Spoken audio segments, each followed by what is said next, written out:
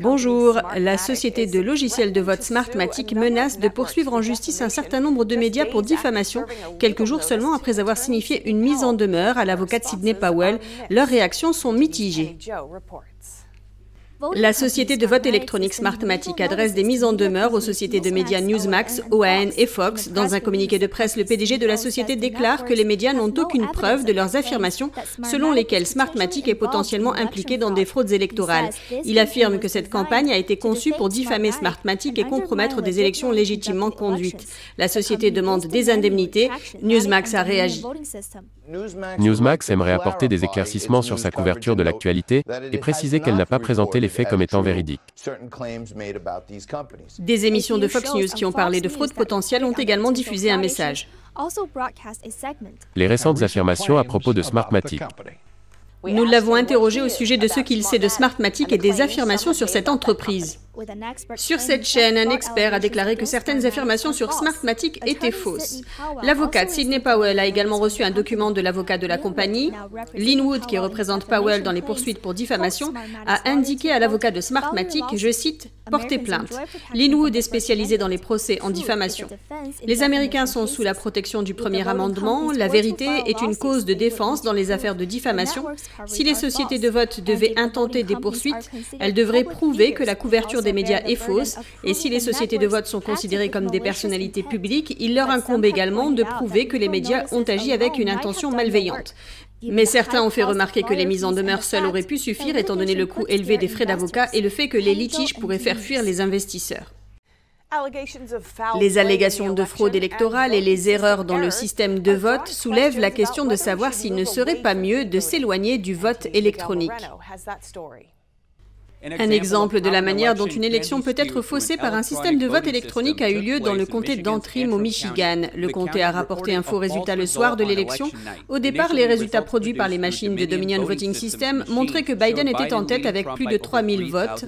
Mais la semaine dernière, un recomptage manuel a confirmé que Trump a remporté le comté par près de 4000 voix. Les responsables ont attribué ces résultats faussés à une erreur humaine. Entre-temps, l'équipe qui a mené une enquête sur le système Dominion du comté a conclu que ce dernier a généré intentionnellement un nombre élevé d'erreurs de vote. Compte tenu de ces problèmes, serait-il préférable que les États-Unis cessent d'utiliser des systèmes de vote électroniques et se contentent de compter les bulletins à la main? Zach Smith, juriste du Centre Mises de la Fondation du patrimoine, répond que cela ne pose pas de problème tant qu'il y a une trace écrite. Je pense qu'il est bon que les responsables des élections utilisent des machines de vote électroniques et des machines à compter les votes.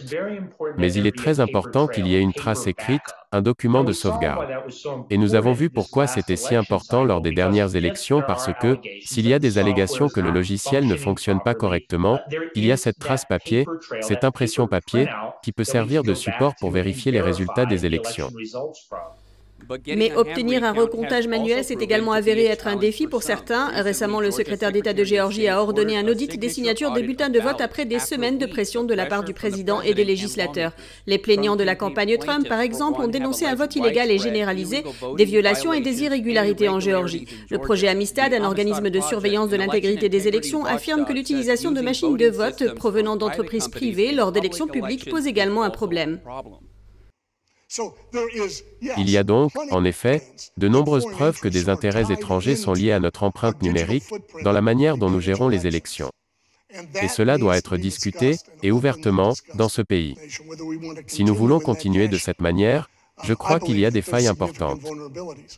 Un autre point de vue est que les réseaux médiatiques obtiennent les résultats des votes en temps réel à partir de ces systèmes électroniques. En d'autres termes, ils utilisent ces informations correctes ou non pour faire des projections qui pourraient influencer leur auditoire.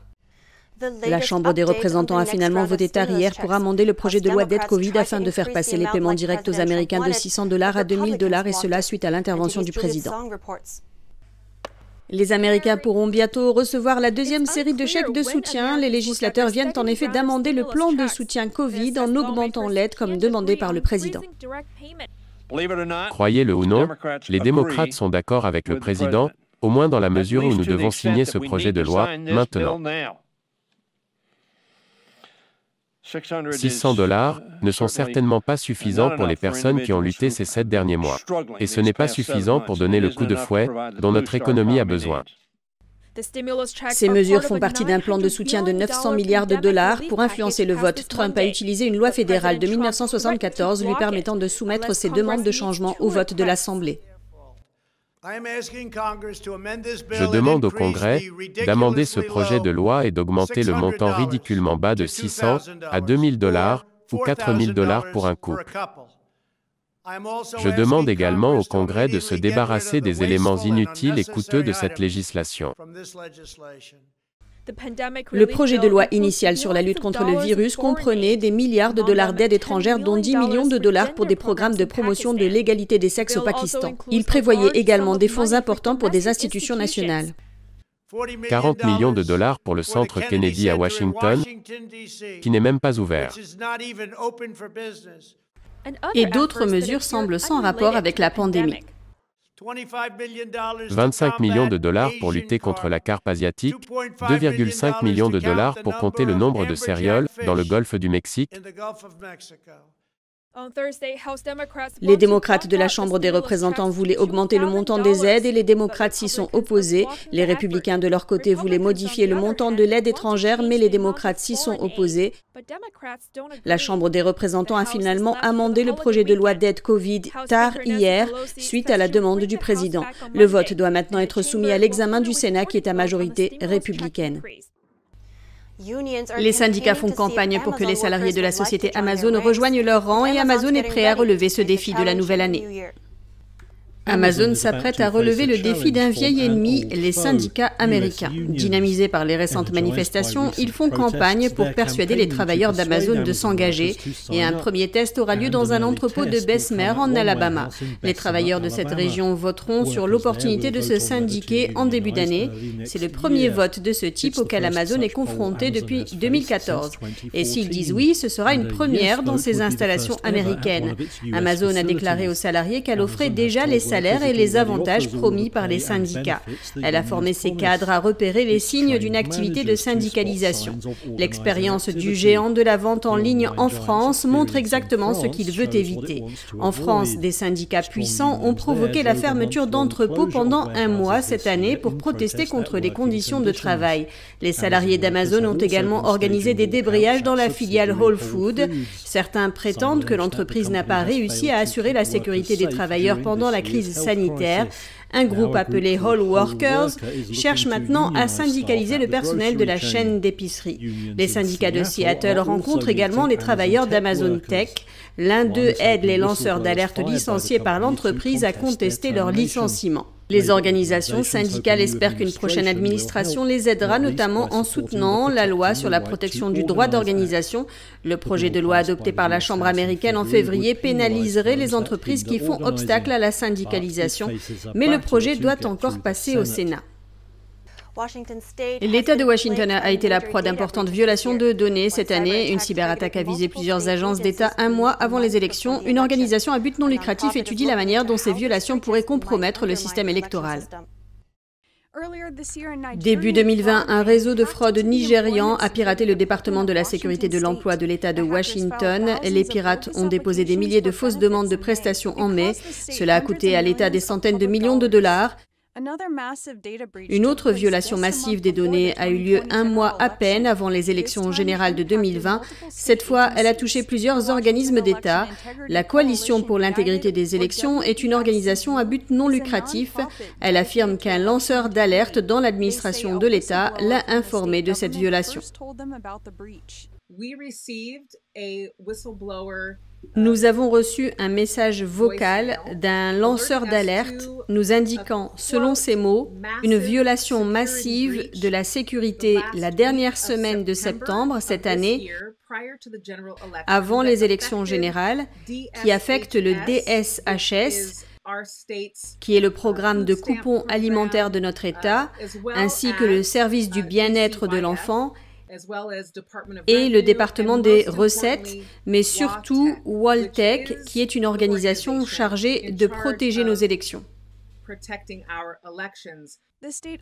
L'État aurait refusé de publier les informations sur cette attaque. Il a dit aux employés de ne pas informer les médias, mais Bloomberg a fait un rapport sur cette violation de données en citant 2 sources anonymes. Selon le rapport annuel sur les violations de données du procureur général de l'État, le nombre d'habitants de l'État de Washington touchés par des violations de données a presque doublé en 2020. Les attaques par les maliciels demandant de l'argent ont triplé. Quelques 650 000 personnes sont touchées, ce qui représente près d'1 habitant de Washington sur 10. Si une entité étrangère, comme le Nigeria par exemple, a pu infiltrer nos systèmes informatiques, c'est un fait que la clé de la maison soit là, sous le paillasson. Cette maison a pu être infiltrée et cambriolée, et les serrures n'ont pas été changées. Je ne suis pas une experte en informatique, mais pour moi, c'est juste la probabilité que nos élections aient pu être vulnérables aux interférences étrangères. Son association examine actuellement comment ces failles de sécurité peuvent compromettre les systèmes électoraux. La directrice estime que les élections sont menacées si des pirates peuvent obtenir des informations sur les électeurs ou s'introduire dans le système de données électorales. Les législateurs républicains demandent au président Trump de les aider à obtenir un bilan précis et complet de la mortalité dans les maisons de retraite de New York.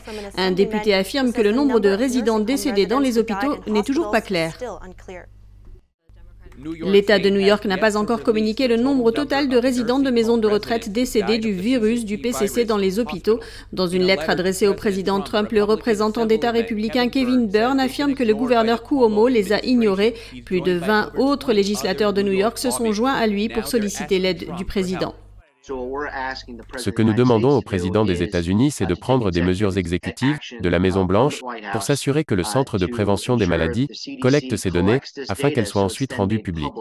Ainsi, les décideurs politiques et les familles qui ont cherché des réponses sur ce qui s'est réellement passé dans les maisons de retraite au plus fort de la pandémie au début du printemps obtiendront des réponses.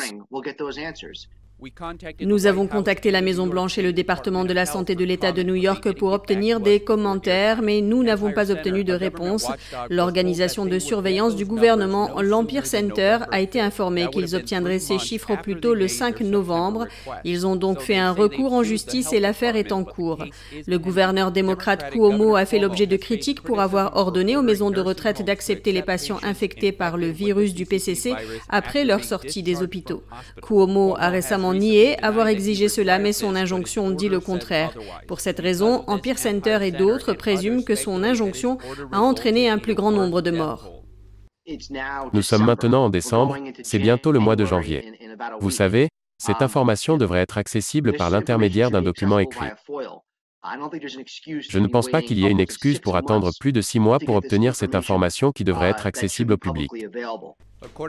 Selon les données recueillies par Long Term Care, le virus a tué près de 7000 personnes au 7 décembre à New York.